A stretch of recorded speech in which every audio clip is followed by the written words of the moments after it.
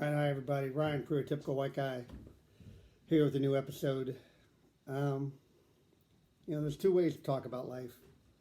You can do like the broad, general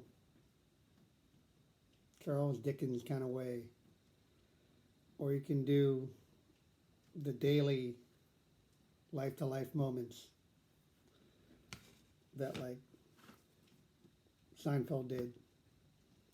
And I guess that's kind of what made Shakespeare so good was that he gave you ordinary moments and made them big. I can't do that. And often I've tried to do kind of the large philosophical, but today I just figured I'd just describe the last couple of days in somewhat detail. It's not, and that's the thing. It's not the big things in life that trip me up. People die. You get deployed to Afghanistan. You go through 9/11 in Manhattan. That kind of stuff.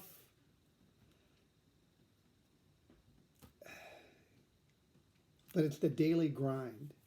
I've had a terrible couple of days. Just work-wise, um, sleeping. I woke up this morning to the sound of my cat throwing up somewhere. And if you have a cat, you know they don't pick like a convenient, clean, open spot. They try to go somewhere secluded where you might not even know they threw up till you find out when you're cleaning that top bookshelf or something. And just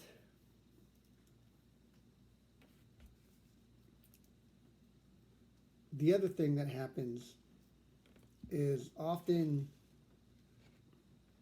the stress or the challenge of a moment doesn't happen in the moment.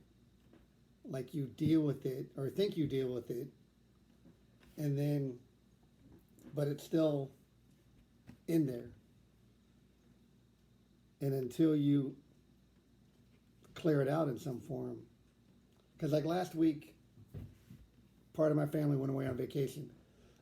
I couldn't go. I couldn't afford it. But I dealt with it at the time. I dealt with it better this year than I did last year. And while they were gone, I was fine.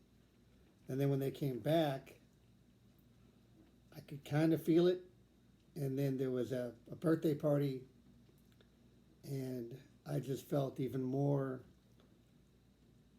There are things in life you're not supposed to do. You're not supposed to measure, well, I'm here and they're here. But you do it anyway. Cats all over the place. And so that was kind of the beginning. This is Thursday. And so that's one thing is over time now I've been able to, I can kind of mark where the downturn begins, where my mind chooses to go in a route that's not good, that's not healthy. Now, just because I've learned to mark where that turn takes, it's a whole other thing to actually do something about it. And that's the next step in dealing with things is on that daily grind. You learn to mark the moments where you're going in the wrong direction mentally. And that's the other thing about this is that, let's see, I was gonna do the specific stuff. But in general, there's so much of the battle, at least for me, is between my own ears. This is the weakness. This is the obstacle. Life outside this house is actually not that bad or difficult, really, really. as a, white American male in Alabama in the year 2020, I have it really good. But it's between here. So what do you do? How do you get out of it?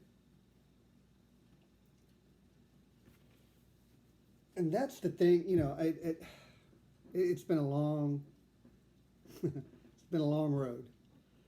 Um, it took me a long time to realize that my own brain can betray me. I remember, I don't know if it's a joke or a statement, but the brain named itself. I mean, think about that. Everything comes from one of these. This is the source of everything. And so when you have depression, when you have negative thoughts, it everything that comes from your brain feels real. I was watching this fitness video, and they were talking about in terms of stress, in terms of your physical stress, the body gets its stress reports from the brain, and the body doesn't know the difference between what has actually happened and what your brain is simply stressed might happen. It's the same energy going to the rest of your body, whether you've been through an actual trauma or not. If your brain has it, contains it, by the standard of the rest of the body, it can't tell the difference. And that's where you come in. And it's taken me a long time to accept that the brain can betray you. The brain can produce thoughts that seem just as legitimate as other ones, but actually are just crap, are just, as I've compared it to in the past, junk mail.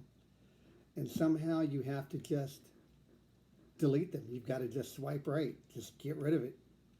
And it's tough. Like I said, I'm there with my family the other day, and I just felt in my brain completely out of place, not worthy, small, different. All these words came from my brain.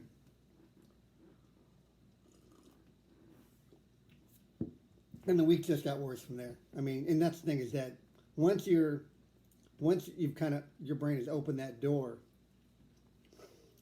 then what happens is these small events in the daily life that under other circumstances you would just brush off, they get amplified.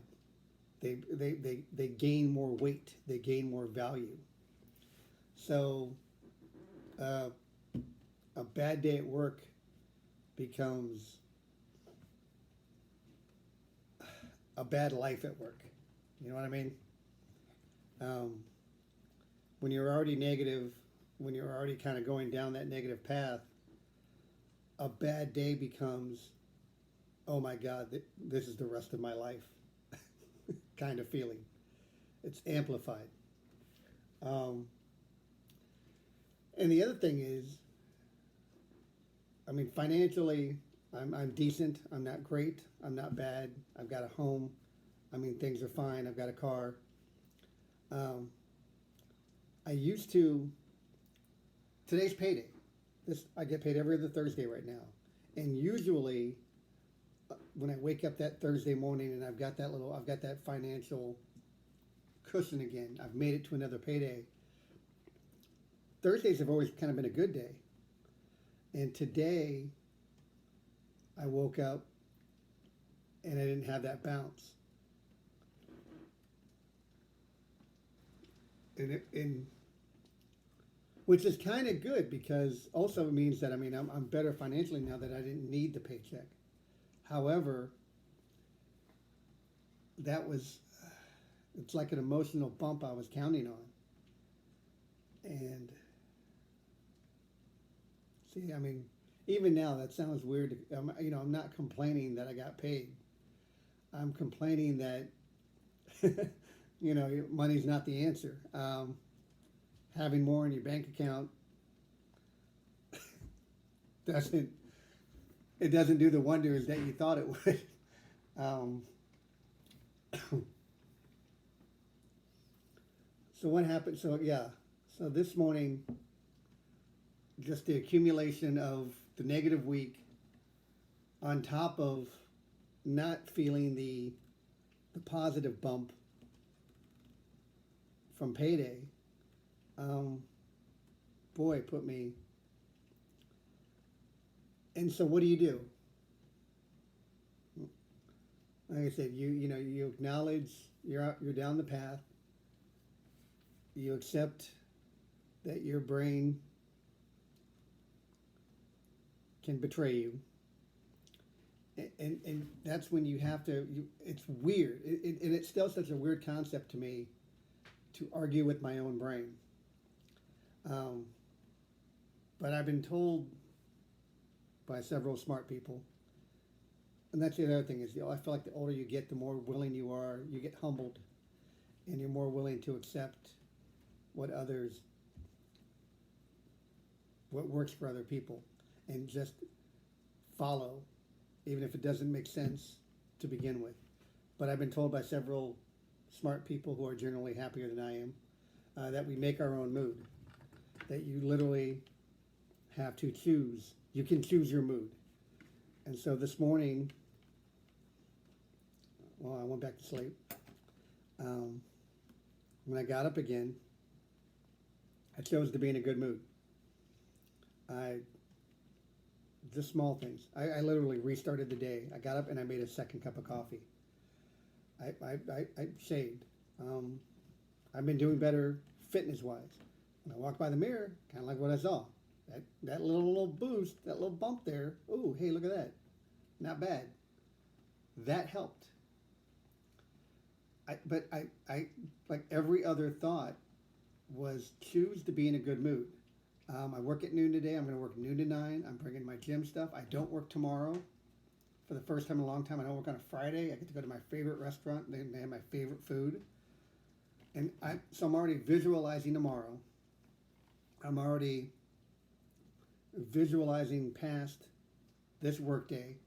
The stuff that's happened in the past couple of days, what comes of it will comes of it. I've done my best. I've been, I've had my integrity. I've got my work ethic. I have good relations. They know I've done my best. And so I'm already kind of visualizing getting to work, rolling with whatever's there. I know when my break is. I know when my lunch is. I know when I'm getting out of there. That's what I appreciate about this job. And I can already visualize being at the gym tonight. I can stay as late as I want because I don't have to wake up for nothing tomorrow in the morning. And enjoy it. Even if I don't, I'm enjoying this right now. I'm enjoying getting this out. I'm going to enjoy tonight. I'm going to try to enjoy work. But I have to, it's weird that I have to choose to be happy because you would think you naturally want to be happy. You would think your brain would want to naturally be happy. But it doesn't. We're all wired differently. We have these extra wires and these unnecessary things in our head that we have to fight through. But you can. I'm absolute proof of that. I've been knocked down more times than I ever would have believed possible to actually still get back up and to be able to.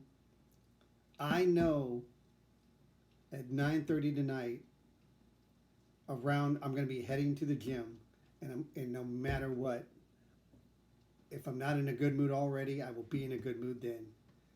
And I will do whatever it takes to get to that point, from here to there. And that's all you can do.